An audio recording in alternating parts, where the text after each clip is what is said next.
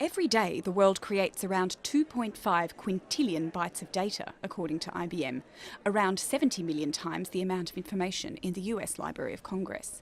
Much of this needs to be sent over high-tech networks that rely on pricey infrastructure, such as fibre optic cables.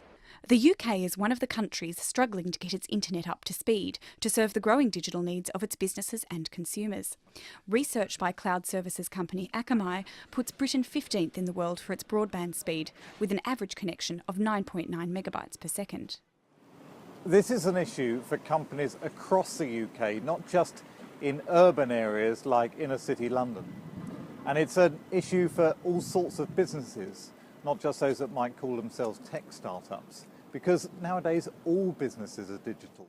The problem is particularly acute for the data-hungry businesses here in the heart of East London's technology cluster. The UK government has earmarked £150 million worth of vouchers for businesses in 22 cities, including London, to upgrade their internet.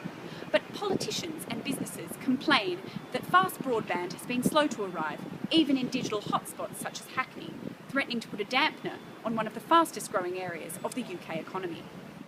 At JJ Locations, a company that finds venues for video shoots, workers complain that poor connectivity is losing them business.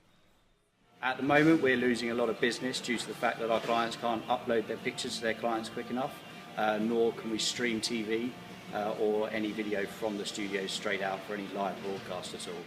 Paul King runs Perseverance Works, a creative hub in Shoreditch with companies that employ 400 people, working in areas such as architecture, graphic design and television production. Lots of stuff is now edited on the cloud, produced on the cloud or stored on the cloud. In fact, many of the creative programs are cloud-based. It's a fantastic scheme, and it should be hugely welcomed by anybody that makes digital media, because it'll give us an opportunity to compete with the rest of Europe at the same sort of level that they can, and especially at the sort of prices that you can get if you work collectively, as opposed to private circuits, which are often prohibitively expensive for small businesses. The government hopes that by handing out vouchers of up to £3,000 per business, cities across Britain will have access to broadband speeds of at least 24 megabytes a second. But 4 months into the first phase of the year-long program, only 4% of the funds have been spent, raising questions about whether the application process is too complex and installation still too expensive.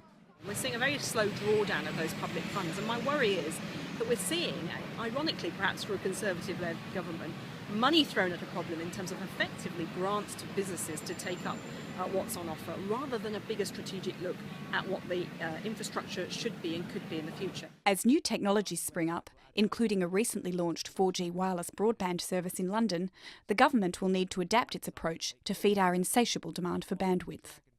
Sally Davies, Financial Times, London.